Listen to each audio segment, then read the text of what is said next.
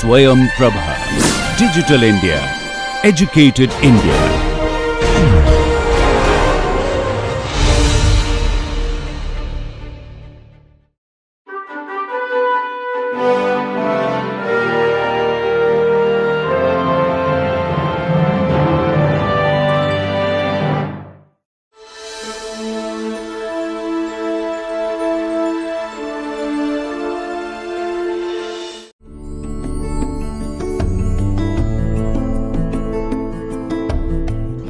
In previous lecture, we have started with the methods based upon excitation, that is detection and measurement of radioactivity based upon the methods on excitation. We have started with scintillation counting, where we have discussed about solid scintillation counting. In solid scintillation counting, you have to keep the sample very close to the solid crystal floor, and there is a photomultiplier tube put in close to the crystals. So, solid scintillation counters are mostly utilized for strong beta emitters or usually for the radioisotopes with gamma rays emission, as it is quite widely utilized in lot of different biotechnological applications. In this lecture, we are going to start with another scintillation counting method, which is the most widely used, that is liquid scintillation counting method. Now, GM counters and solid scintillation counters are inefficient for low energy particles, particularly for 3H, which is widely used in different biotechnological applications. Now, two major factors limiting their efficiency are that not all emitted particles reach the detector and not all are counted from those that reach the detector. Now, main reason for not reaching the detector is that the geometry is such that some particles are emitted in a direction that misses the detector. For example, in a sample placed before GM tube, one half of the particles will be emitted in a direction away from the detector, because only 50% will really enter the tube, 50% will go in another direction. So, geometry can be a problem or could be a limiting factor. Now, reason for not detecting low energy particles which reach detector is that the particle have insufficient energy to cause ionization of the gas. So, when they reach there, they do not carry sufficient energy to ionize the gas. So, that could be the another reason. The problem could be solved and efficiency of low energy particles could be increased substantially if samples are contained within the detector and problem of self absorption can be avoided. So, a solution is provided by the technique of liquid scintillation counting. So, what we are here can be done that those radiations which are lost or those 3H particles which are lost could be avoided by putting the sample within the detector. Now, liquid scintillation counting is a very standard laboratory method, widely used method like I said, in which the sample is mixed with a scintillation cocktail containing a solvent and one or more floors. We will be discussing this in detail. So, what is done is that whichever radioactive samples you are going to count, they will be put in this cocktail, that is they could be dissolved in this scintillation cocktail or they could be suspended in this particular solution. Now, this cocktail contains an aromatic solvent which is historically benzene or toluene has been used, but more recently less hazardous solvents have come into favor. And apart from this solvent, they will be containing very small amounts of other additives known as fluors. Now, beta particles emitted from the sample will transfer their energy to the solvent molecule, which in turn will transfer their energy to the fluor. So, what is happening? First is very weak beta particles are transferring their energy to the solvent, and then that particular energy is being given to the fluors. We will see how this is done. Now, the excited fluor molecules will dissipate the energy by emitting light, and this light will be collected by photomultiplier. Now, the whole thing is explained quite well by this diagram here. If you see here, there is a radioactive material here, which is sample containing radioactive material or radioisotope. Now, here it is seen that a beta particle is emitted, and this beta particle will excite the solvent molecule. Now, this excited solvent molecule on de-excitation will emit photons or light, and they will be taken up by the fluor, which is it could be one fluor or it could be two fluors. If there is two fluors, then one is called primary fluor and another is called secondary fluor. So, if there are two fluors, the light will be gone to primary fluor and then from primary fluor to secondary fluor, and then the light emitted by these fluors, either primary or secondary, will be taken up by the photomultiplier tube and finally analyzed.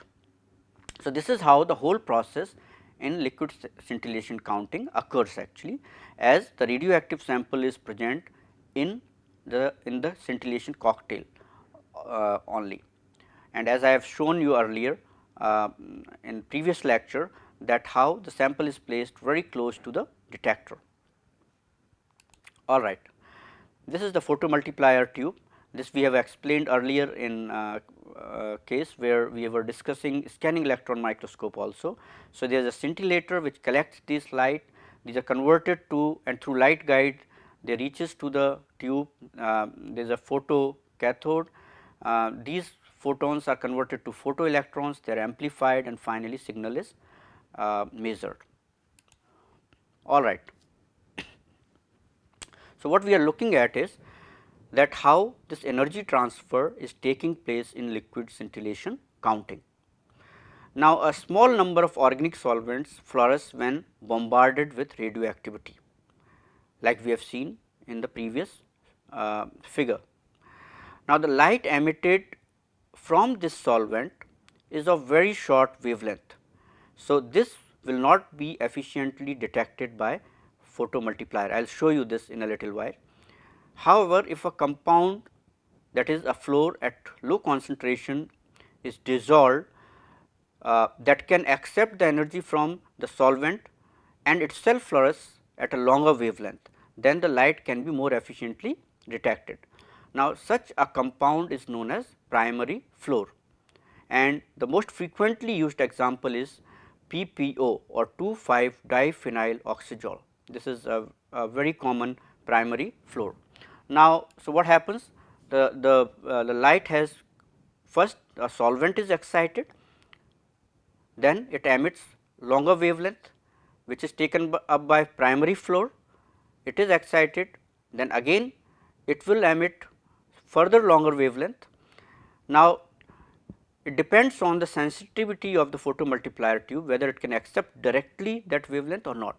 Now, if wavelength of the photon emitted by the fluor, that is primary fluor, are not in the region of highest sensitivity of the tube, then the electric pulse will not be generated. So, what you require? You require a secondary fluor in the vicinity that will absorb the photon emitted by primary fluor and then will re-emit them as a fluorescence at a longer wavelength, which could be detected efficiently by photomultiplier. So, little bit let us understand this on your screen. What is this sensitivity we are talking about, and if I could little bit tell you about this. So, what we are talking about is that the whole process of energy transfer has to be detected actually, and like I said, beta emitters which excites the solvents, the wavelength is not long enough to be in the region of photomultiplier tube sensitivity. So, what you have is you have to have that particular emitted radiation in the sensitive region of the tube. So, all right. So, if we say this is the sensitive region of the tube, that is the sensitive region or sensitivity of the tube. That is the sensitivity of tube, that is photomultiplier tube. Now, let us consider the energy transfer. So, what happens? Beta particle which is emitted from say 3H will excite the solvent, all right. So, solvent is excited here, which is could be whichever solvent is present in here, and if we just have to give certain wavelength, say it is at around 250 nanometer. Now, if you can see this particular one is not really in the sensitivity zone of the tube. Now, this solvent will excite the primary fluor, and the primary fluor is excited in here again, and you can see this primary fluor, though it is in somewhat in the region, but it is not it will not be efficiently collected or this wavelength will not be efficiently collected by photomultiplier and electric signal may not be generated. So, this is primary fluor or which we were talking about, that is PPO. Now, so if the light could not be efficiently collected from the primary fluor, then it will not be able to generate and efficient measurements cannot be taken place. So, what you require? You require a second fluor which will be called secondary fluor. So, then there will be a secondary fluor which is, you can see here, this is in very much in the that particular region, that is sensitivity of the tube, and if this is this particular secondary fluor could be one which can efficiently transfer this light or the particular wavelength which is in this region, longer wavelength, that could be taken up or which could be read by the photomultiplier tube. So, this is what we are talking about in terms of the energy transfer, or that is efficient energy transfer right from the 3H radioactive material till the secondary fluor and to photomultiplier tube. All right.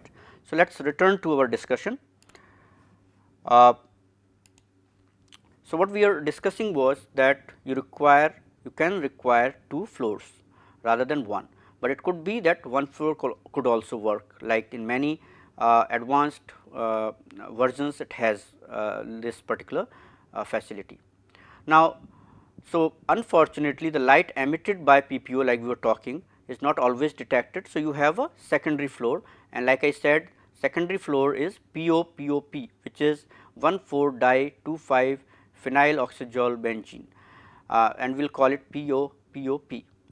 Now, both fluors act here, they are simply acting as wavelength shifters actually, and they do not absorb original energy of the beta particle. So, use of primary fluor is mandatory because secondary fluor cannot absorb the energy directly from the solvent. So, why not use directly secondary fluor which is in the sensitive region of photomultiplier tube, because this will not be able to take up the wavelength which is emitted by the solvent directly. So, therefore, you require a primary fluor also. Now, secondary fluors may be unnecessary with modern advanced scintillation counters, where for example, compounds such as butyl PBD could be utilized and you do not require a secondary fluor. So, essentially what you have is, if we summarize the whole thing, that is the energy transfer process, then it becomes something like shown in here. So, you have radiation in terms of beta particles, say from a very weak radioactive material, that is radioisotope 3H. Now, this radiation is taken here, there is a solvent, this is taken by the solvent, it is excited. On de-excitation, it will release some light or particular longer wavelength, which will excite primary fluor, which is excited. Again on de-excitation, it will emit certain longer wavelengths, which will excite the secondary fluor, and then on de-excitation again it will emit further longer wavelength, which will be read by the photomultiplier tube. So, that is the whole summary of energy transfer in here. Now, the efficiency of detection of original radioactive decay will depend on many factors, and some of these factors will be: one is the properties of solvent, in that the fraction of the absorbed energy leads to the excitation of solvent molecules. So, properties of solvent would be very important, and then the part of the excitation energy is transferred to the primary fluor rather than being dissipated as heat. So, one very important part is what are the properties of solvent, that in that it can be excited suitably, efficiently, and also then it can transfer the energy to the primary fluor without being wasting that particular energy being wasted as heat. Second is the number of photons produced by primary and secondary fluors, like how efficiently that energy transfer takes place. Then efficiency of the photomultiplier tube to gather photons, that is also very important, and that will depend on design or geometry of the tube. So, the design of the photomultiplier tube is also important. Then signal to noise ratio of the photomultiplier is another important factor. Finally, efficiency to convert the charge of photomultiplier into the electric pulse will also determine the efficiency of detection. So, these are some factors which will be determining the efficiency of detection of original radioactive event. Now, scintillation counters have lot of advantages over GM counters, which we have discussed earlier. Now, those advantages, if we count over gas ionization, one is much higher count rates are possible in scintillation counting as compared to GM counting, because of the rapidity of fluorescence decay, which is almost in the order of 10 raised to power minus 9 seconds. And when you compare it to the dead time in the GM tube, which is 10 raised to power minus 4 seconds. So, the rapidity of or much higher count rates are possible because of the rapidity of fluorescence decay. Then much higher counting efficiencies are achieved, particularly for low energy beta emitters.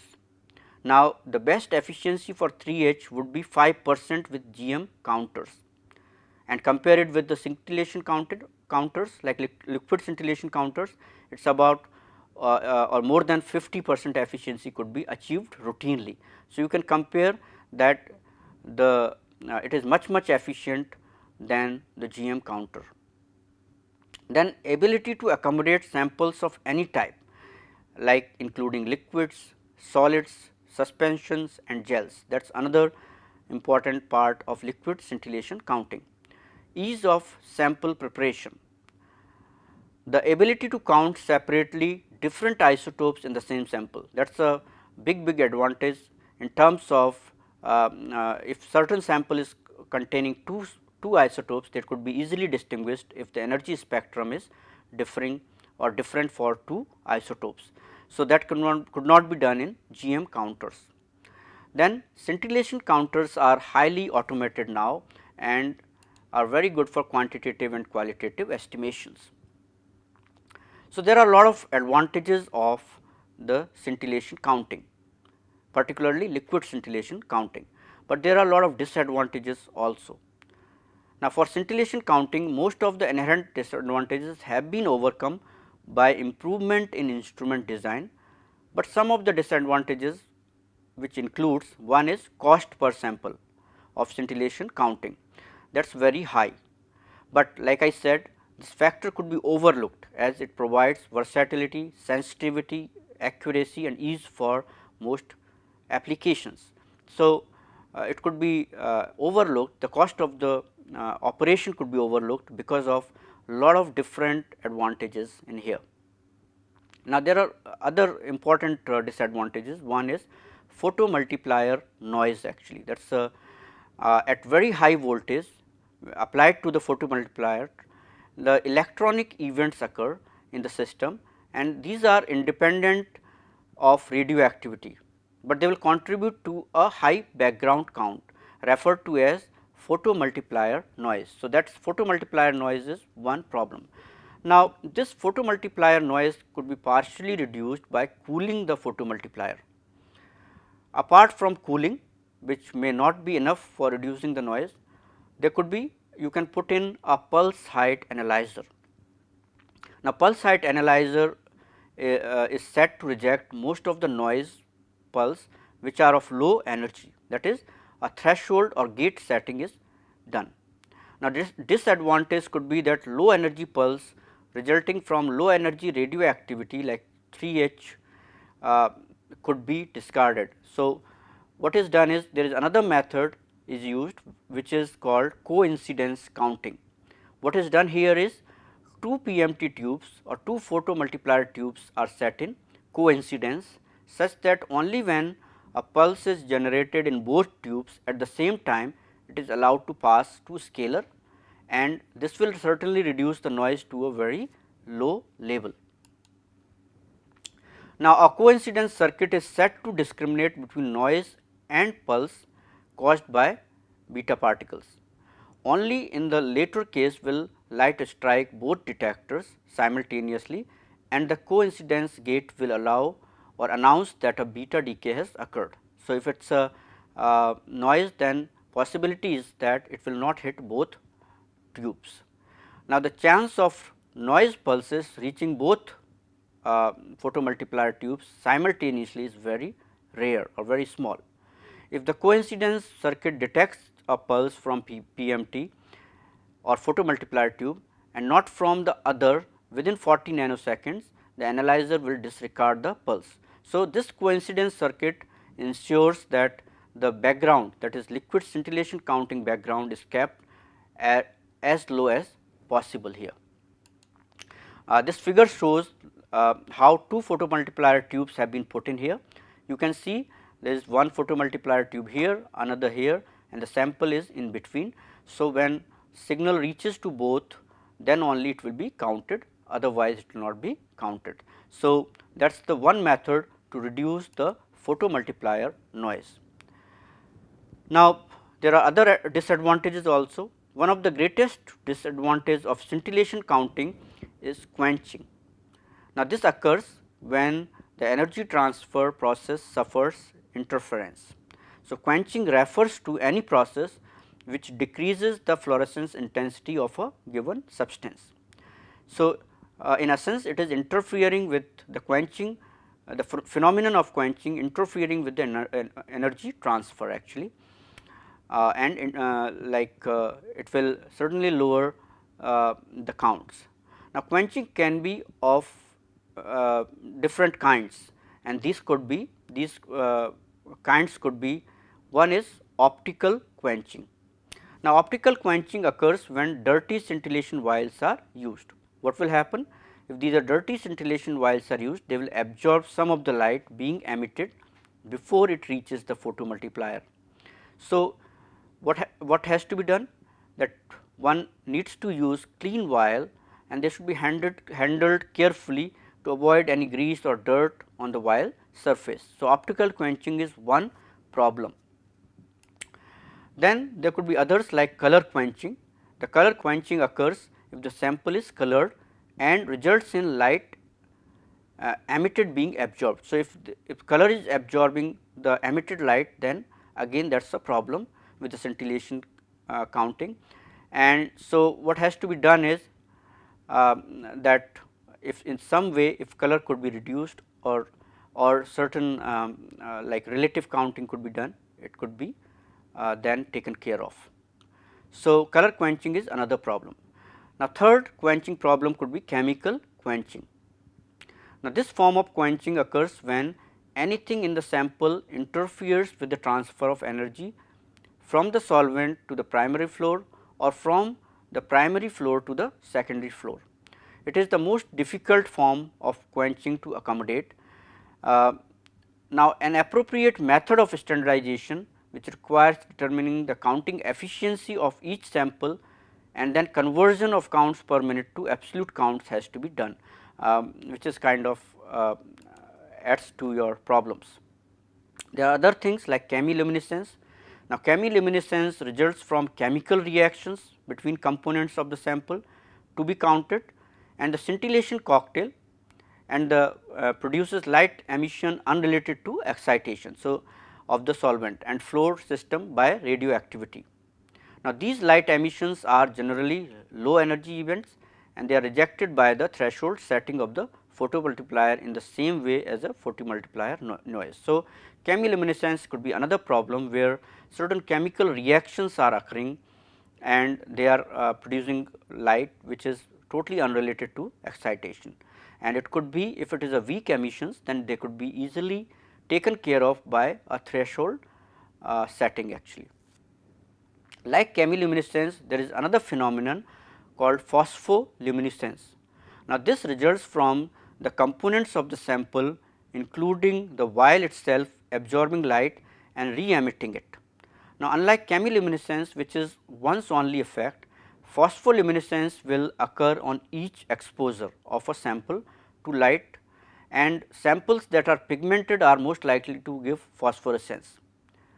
Now, to sort out this problem, samples should be dark adapted prior to counting and sample holders should be kept closed throughout the counting process. Now, despite all the complications described above, which are quenching and other problems, scintillation counters are universal in biosciences or biological sciences departments. They are widely used and they are very useful for different applications and for counting, particularly counting the weak emitters. Now, like we said, in one of the advantages was that you can count 2 samples at a time, that is 2 isotopes at a time. So, scintillation counting can be used for dual labeled samples. A great advantage of scintillation counting is ability to determine the ratio of 2 or more radioisotopes present in a mixture. Now, this is possible because the size of the electric pulse produced by the conversion of light energy in the photomultiplier is related directly to the energy of the original radioactive event. The resolution of 2 isotopes is made possible with a pulse height analyzer. Now, what is the pulse height analyzer? It is an electronic equipment that can sort pulses of fluctuation in current or voltage in terms of its magnitude. Now, this is equipped with discriminator that controls. So, discriminator controls or that determine the voltage levels defining the voltage range actually, and most of the time 2 discriminators are usually employed. Different beta emitting isotopes have different energy spectra. It is possible to detect and quantify 2 isotopes separately in a single chamber, provided their energy spectra are sufficiently different.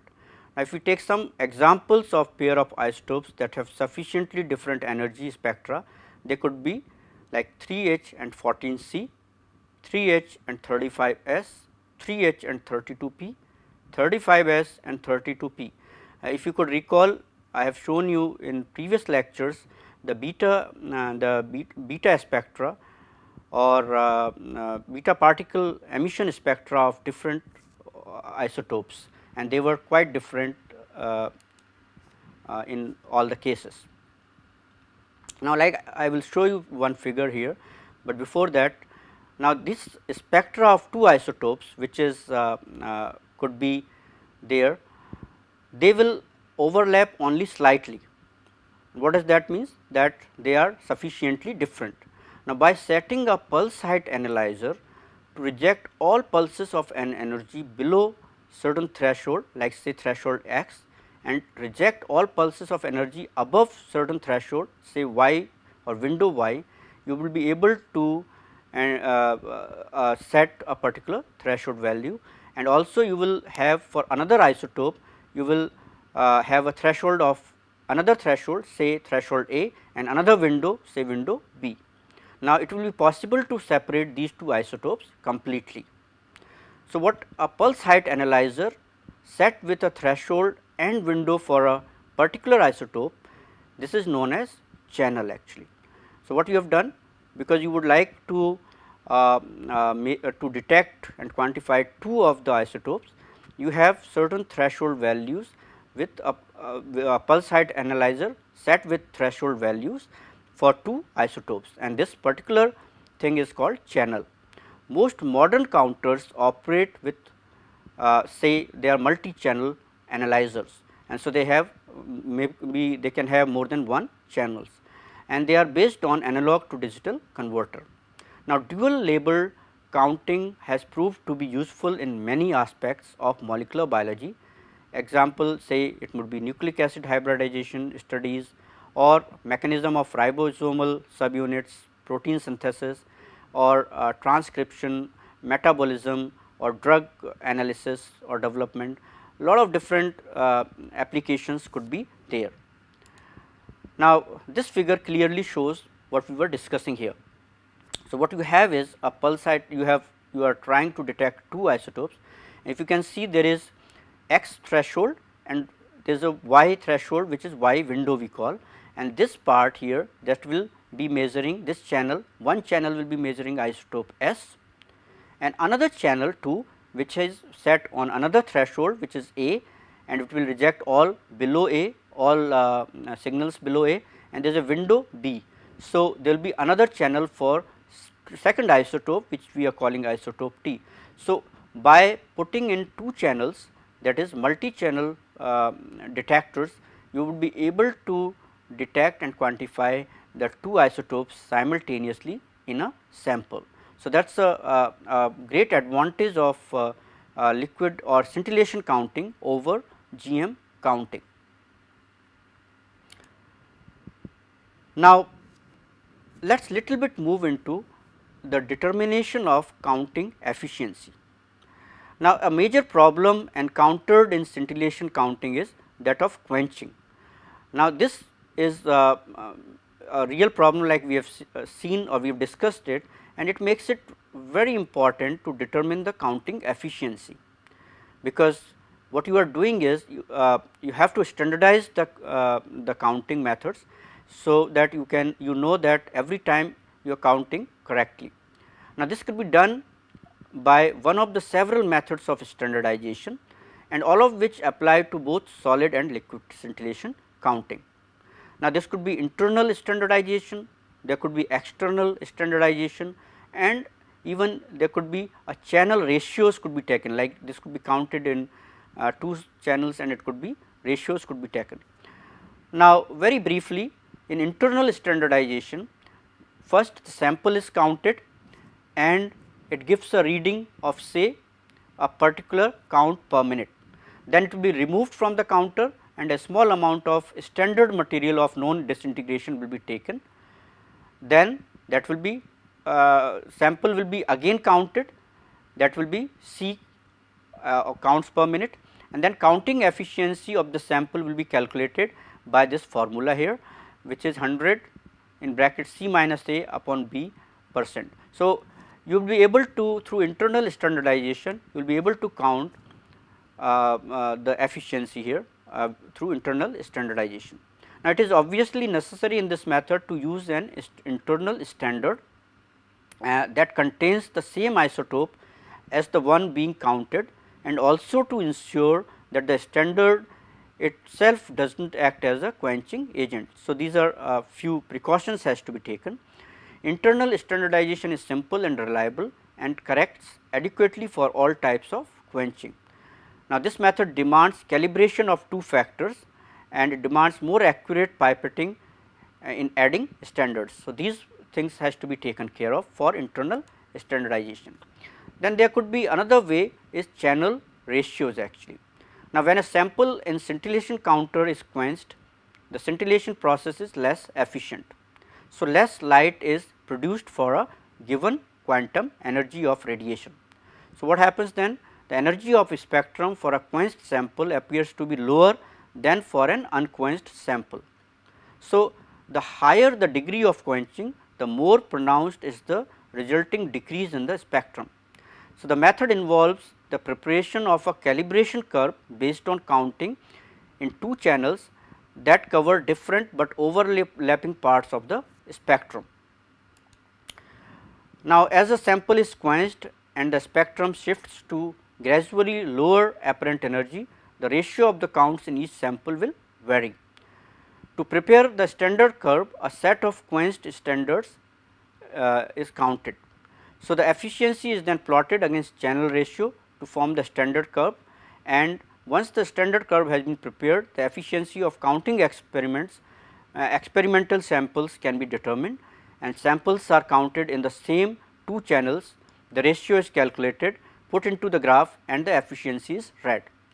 Multi-channel scintillation counters operate on the same principle, but the whole shape and position of the spectrum is analyzed. So, these systems have greater precision than the two channel approach, as the whole of the spectrum is used for analysis.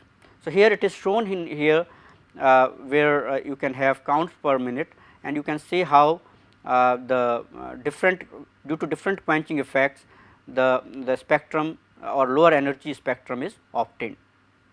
So, this could be through channel ratio, it could be done. Another is external standardization. Now, in external standardization, instruments will have a gamma emitting external standard built into the counter. Now, under the control of the counter, each sample to be counted is exposed to the external source, which is automatically shifted from a lead shield to the counting chamber. Now, the gamma radiation penetrates the vial and excites the scintillation fluid. Then the resulting spectrum is unique to the source and is significantly different from that produced by the sample in the vial. So, the gamma source used varies according to the make of instruments. Now, the quenching agents present in the scintillation fluid will significantly affect the spectrum obtained. The instrument analyzes this spectrum and assigns a quench parameter to it. As for the channel ratio method, a standard curve is required, that is, range of quenched standard is counted, and then the external standard spectrum is analyzed in each case. Now, the resulting data are used to prepare a standard curve that is held in the instrument's computer, and unknown samples are then counted in the same way, and the efficiency is read from the standard curve and the sample counts corrected. Now, if you see the advantages and disadvantages, main advantage over channel ratio method being that it is suited to samples with low count rates. Now, disadvantage could be a standard curve is required for each set of circumstances, and user can be killed into a false sense of security. The system is so highly automated that it is easy to lose sight of the basic principle, and the method is not always appropriate. So, these are different methods which are used for standardization, that is internal standardization, external standardization and channel ratios. Now, so in this lecture what we have discussed here is the liquid scintillation counting. We have discussed about how energy transfer is taking place from radioisotope to solvent, from solvent to primary fluor, and from primary fluor to secondary fluor, and finally to photomultiplier tube. So, primary and secondary fluors in essence works as wavelength shifters in this case. Liquid scintillation counting or scintillation counting is a versatile method. It is widely used in different laboratories for radioactive measurements of weak emitters, and it is highly efficient method for both qualitative and quantitative estimations. Certainly, it needs standardization so that the efficiency of counting can be estimated, and that could be converted to disintegration per minute or per second, that is actual counting. In the next lecture, we are going to discuss about the sample preparation of liquid scintillation counting, and then we will be discussing about the third method, that is auto radiography for detection and measurement of radioactivity. Thank you.